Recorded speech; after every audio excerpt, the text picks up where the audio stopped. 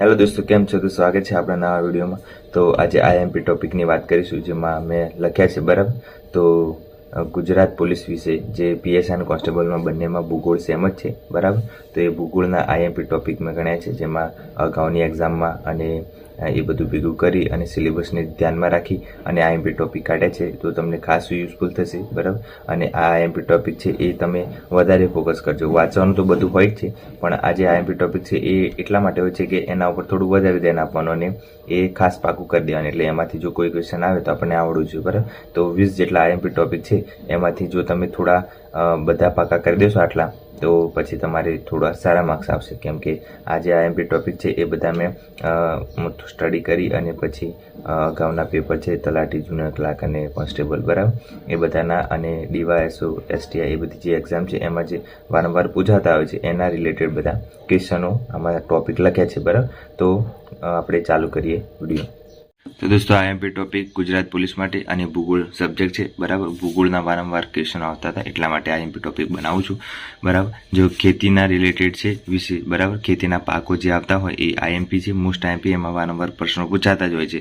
એટલે જેમ કે જેમાં ભાલ પ્રદેશ છે એ શેના માટે છે, તો ઘઉં માટે. એવા રીતના બધા પ્રશ્નો પૂછાતા જોડકામાં પૂછાઈ શકે છે, વિધાનમાં પૂછાઈ શકે છે. બરાબર, પછી બીજું છે પર્વતો વિશે. બરાબર, પર્વતો વિશેમાં ગીર પર્વત જેમ હિમાલય છે, બરાબર, એવી રીતના બધા પૂછાતા હોય છે. જેમ કે અરવલ્લી છે એ કેવા પ્રકારનો પર્વત છે, એ રીતના બધા પ્રશ્નો પૂછાતા હોય છે. તો એ પર્વતો પણ ખાસ તૈયાર કરી દેવાના, જેટલા આવતા હોય એટલા. પછી જે રેખાઓ પસાર થતી હોય, જેમ કે કર્કવૃત કયા રાજ્યમાંથી પસાર થાય છે, કોઈક દિવસ આપણા જિલ્લાઓ પૂછી લે, બરાબર, કાં તો રાજ્ય પૂછી લે, તો એ કર્કવૃત ખાસ તૈયાર કરી દેવાના. અને એવી રીતે ગ્રીનિશ રેખા આવે છે એ ક્યાંથી પસાર થાય છે, તો એ પણ તૈયાર કરી લે. જેટલી રેખાઓ આવે છે કર્કવૃતમાં કરવું તે બધી, તો એ બધી ખાસ તૈયાર કરી દેવાની. બરાબર, અને સમય રેખા છે એ પણ તૈયાર કરી દેવાની.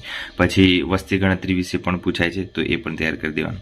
ભારતીય નદી તંત્ર ટોપિકમાં નથી, પણ ભારતીય નદી તંત્ર એ જીકેમાં આવી જાય તો કદાચ પૂછાઈ જાય તો એ રીતના કેવા પ્રશ્નો પૂછાય છે, તો ગંગા ગ્લેશિયરમાંથી નીકળે છે, નર્મદા અમરકંટકમાંથી નીકળે છે, એવી રીતે બધી જે નદીઓ જ્યાંથી નીકળતી હોય એ ખાસ તૈયાર કરી દેવાનું. એટલે એ વારંવાર પૂછાતું હોય છે, તો એ આવી શકે છે. બરાબર, એ જીકેનો ટોપિક થઈ જાય, કેમ કે ભારતીય નદી તંત્ર સિલેબસમાં નથી, પણ આપણે તૈયાર કરવાનું રહેશે. પછી ઋતુઓ ખાસ તૈયાર કરી દેવાનું, ઋતુના પ્રશ્નો આવતા હોય છે. પછી જંગલો માટે આઈએમપી મોસ્ટ આઈએમપી છે મેંગ્રુવ જંગલ, તો આ ખાસ તૈયાર કરી દેવાનું. જંગલો તૈયાર કરી દેવાના, એમાં મેંગ્રુવ જંગલ ખાસ તૈયાર કરી દેવાનું, જેમાં ઉપયોગી શું થાય છે, કઈ કઈ જગ્યાએ મેંગ્રુવ જંગલ છે, એ બધું ખાસ આવે છે, તો એ તૈયાર કરી દેવાનું. પછી ખનિજોમાં રાજ્ય, આ કયા રાજ્યમાં આ ખનિજ મળે છે, ઓછું કયા મળે છે, સૌથી વધારે કયું મળે છે ખનિજ, એ બધું કયા રાજ્યમાં છે, એ બધું ખાસ તૈયાર કરી દેવાનું. પછી ખનિજ તેલ ક્યાંથી મળે છે એવું બધું. પછી કુદરતી વાયુ, બરાબર, એટલું ખાસ તૈયાર. પછી ગ્રીન હાઉસ અસર, બરાબર, એના વાયુ અને ગ્રીન હાઉસ અસરની શું થાય છે ને એ બધું ગ્રીન હાઉસમાં આવે છે બધું, તો એ ગ્રીન હાઉસ ખાસ કરી દેવાનું. પછી જમીનના રિલેટેડ બધું આવી જાય. જમીનના જેટલા પ્રકારો છે એ બધા એ ગુજરાતની હોય કે ભારતની હોય, બરાબર, બંને કરવાની છે, એટલે જમીન ખાસ તૈયાર કરી દેજો. વન્યજીવ પણ કરવાનું છે, એટલે એ કરી દેજો. પછી ભરતીના જંગલો આવે છે એ પણ. પછી વાયુઓ બધા ખાસ કરી દેજો. વાયુના ક્વેશ્ચન પૂછાતા હોય છે, કેટલા ટકા કાર્બન ડાયોક્સાઇડ છે, કેટલા ટકા ઓક્સિજન છે, એ બધું વારંવાર પૂછાતું હોય છે, તો વાયુઓ ખાસ તૈયાર કરી દે. પછી રાષ્ટ્રીય જળમાર્ગ, રાષ્ટ્રીય નેશનલ હાઈવે, એ ગઈ કોન્સ્ટેબલમાં પણ પૂછાયો હતો, તો અને જીપીએસસીમાં પણ પૂછાયો હતો કે રાષ્ટ્રીય નેશનલ હાઈવે કયો છે, રાષ્ટ્રીય જળમાર્ગ કયો છે, એમ નેશનલ હાઈવે 2 કયો છે, સૌથી મોટો કયો છે, સૌથી નાનો કયો છે, એમ પૂછાતું હોય છે, તો ખાસ તૈયાર કરી દેજો રાષ્ટ્રીય જળમાર્ગ અને રાષ્ટ્રીય હાઈવે. બરાબર, પછી રાષ્ટ્રીય ઉદ્યાન અને અભયારણ્ય, આ તો ખાસ આમાંથી 1-2 ક્વેશ્ચનો આવે છે, જેમાં રાષ્ટ્રીય ઉદ્યાન છે, રાષ્ટ્રીય અભયારણ્ય છે, તો આ ખાસ આઈએમપી છે. જેટલા આઈએમપી મેં કીધા એટલા ખાસ તૈયાર કરી દેવાના, એટલે રાષ્ટ્રીય ઉદ્યાન અને રાષ્ટ્રીય અભયારણ્ય એ પૂછાશે, એટલે એ તૈયાર કરી દેજો. પછી સૂર્યમંડળના બધા ગ્રહો છે, પછી પૃથ્વીની રચના છે, એ બધું ખાસ તૈયાર કરી દેજો, એટલે સૂર્યમંડળ માંથી પણ ક્વેશ્ચનો આવશે.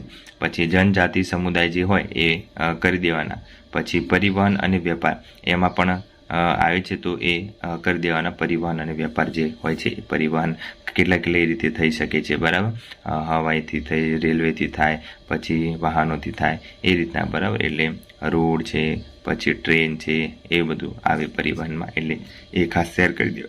પછી આબોહવાના પ્રદેશો એ પણ કરવાનું. પછી કુદરતી આફતો જેમને ચક્રવાત, ભૂકંપ અને પૂર, એ જે કુદરતી આફતો જેટલા પણ આવે છે બરાબર, એ બધું ખાસ જ્વાળામુખીને બધું, તો એ બધું ખાસ યાદ કરી દેવાનું. એટલે આ જે હતું એ બધું ભારતના રિલેટેડ છે અને ગુજરાતના રિલેટેડ છે, એટલે બંને કરવાનું છે. એવું નથી કે આ ટોપિક આપે એટલે આપણે ભારતનું જ કરવાનું, પણ ગુજરાતના રિલેટેડ જેટલું આવતું હોય એ બધું ખાસ તૈયાર કરી દેવાનું આમાં જોઈને ટોપિક બરાબર. તો આ હતું ગુજરાત પોલીસ માટે ભૂગોળની IMP ટોપિક બરાબર. તો આ ખાસ ઉપયોગી થશે.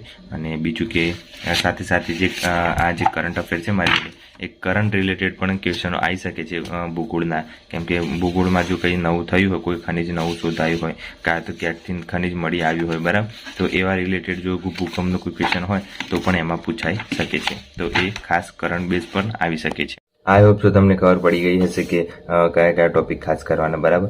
વાંચવાનું તો બધું છે બરાબર, બધું એટલે જેટલું ટોપિક આપ્યા છે આપણે સિલેબસમાં એ બધું વાંચવાનું છે. પણ આટલા જે મેં કીધા એ વારંવાર દરેક એક્ઝામમાં પૂછાતા હોય છે, એટલે મેં પછી IMP ટોપિક લખી અને પછી તમને બતાવે બરાબર. તો એ ખાસ જરૂરી છે. અને આ મેં એનાલિસિસ મારા માટે કરેલું છે, તો હું પણ આવી રીતે તૈયારી કરું છું, તમે પણ એવી રીતે તૈયારી કરો એટલે તમને વાંધો ના આવે. એટલે જેટલું તમે એનાલિસિસ કરશો અગાઉના પેપરોમાંથી કેવા કેવા ક્વેશ્ચનો વારંવાર પૂછાતા હોય છે, તો તમને ખ્યાલ આવશે કે હા આ ટોપિકમાં વધારે તૈયારી કરવા જેવી છે અને આ ટોપિક ઓછો કરવા જેવો છે.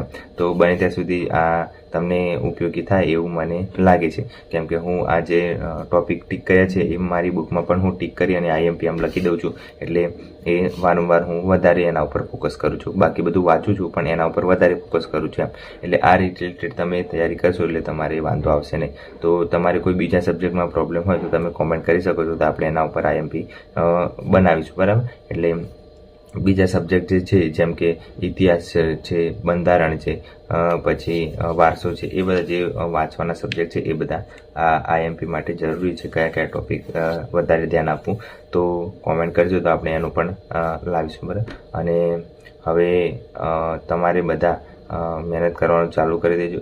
સમય ઓછો છે, કેમ કે ભરતી અધ્યક્ષ બોન્ડ રચી ગાલે છે ગમે ત્યારે, તો એમાં ક્યારે આવે ક્યારે નહીં એ નક્કી ના હોય, પણ એ આવી જશે તો તરત રનિંગ લઈ લેશે, પછી એક્ઝામ લઈ લેશે. એટલે આપણે ધ્યાન રાખવાનું તૈયારીનું, બીજું અધ્યક્ષ આવે ના આવે એનું ધ્યાન નહીં રાખવાનું બરાબર. તો આ લાઈવમાં તમે બધા જોડાઈ જજો. જ્યારે હું લાઈવ કરું ત્યારે ટેલિગ્રામમાં મેસેજ કરીશ, અને પછી તમારે કોઈ પણ ક્વેશ્ચન હોય તો લાઈવમાં આપણે અટેન્ડ કરી દઈશું, એટલે ફટાફટ તમને આન્સર મળી જાય બરાબર.